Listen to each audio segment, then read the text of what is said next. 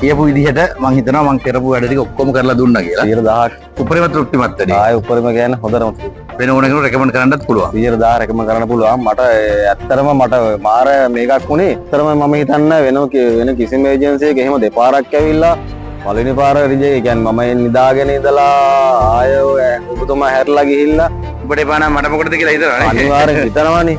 ඇත්තටම මා ඒ කියන්නේ මම මේ සේවය ඉතින් මම දන්නේ මාර ගෙනිමි. මම ඒ වෙච්චි පොරොන්දුව ඒ විදිහට විශ්ල කරන්න ඕනේ. මොකද දැන් අපි ඔයා එදා කතා කරනකොට මම කිව්වා මේ දේවල් ටික මම කරනවා ඉස්සර දෙනවා ටික දෙනවා ජොබ් එක දෙනවා එතනින් එහාට ඔයාලා කිසිම වියදමක් කරන්න වෙන්නේ නැහැ. ඇවිල්ලා වැඩ ටික කරලා ඉවර කරනවා. 100ක් ඉතින් ඒක ඉතින් රුපියලක්වත් මට කියලා වියදම් වුන්නේ නැහැ. සියලුම දේ වියදම් කරා. මම Facebook එකේ TikTok එකේ දැක්කා. ඉස්තරේ දැක්කා. මට හිතුණා හොඳයි කියලා තැන. ඔව්. ඔයා අවංක කෙනෙක් කියලා හිතුණා. ඒ හින්දා මම මොනවත් කතා ඇහුවේ නැහැ. ඔයා ඉල්ලපු ගමන් සල්ලි ටික දාන්න කොටක් කාලවා ගන්නවා කියලා දවස් 4ක් වගේ ගියේ. ඔව්. කනිකව වැඩේ වුණා. ඒ වගේම ඉක්මනින් මේක වැඩේ කරලා දුන්නා මට එන්න. ඒ මන්දිර වැඩේ සිද්ධ වුණා. සතුටුයි.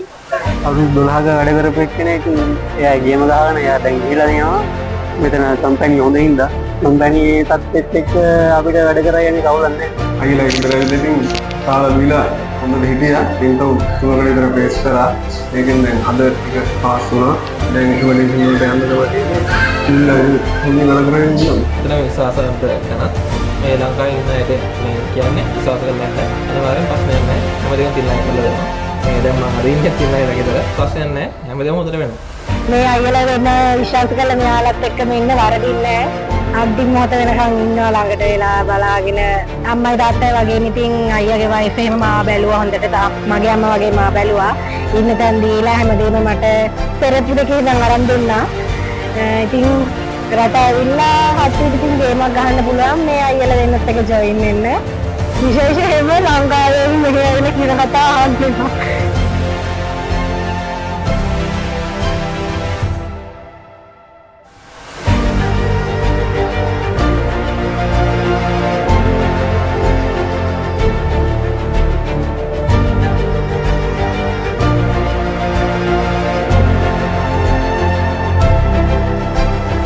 මුලදී චුට්ටක් බය ඊට පස්සේ අවුලක් නැහැ විශ්වාස කළා සල්ලි දාලා 8 වෙනිදාට ඩිපොසිට් කරා සල්ලි මේ ඇඩ්වාන්ස් එකක් 11 වෙනිදා වෙද්දී දුබයි වීසා එක මට එව්වා අද තමයි ඉතින් මම මෙහෙට ආවේ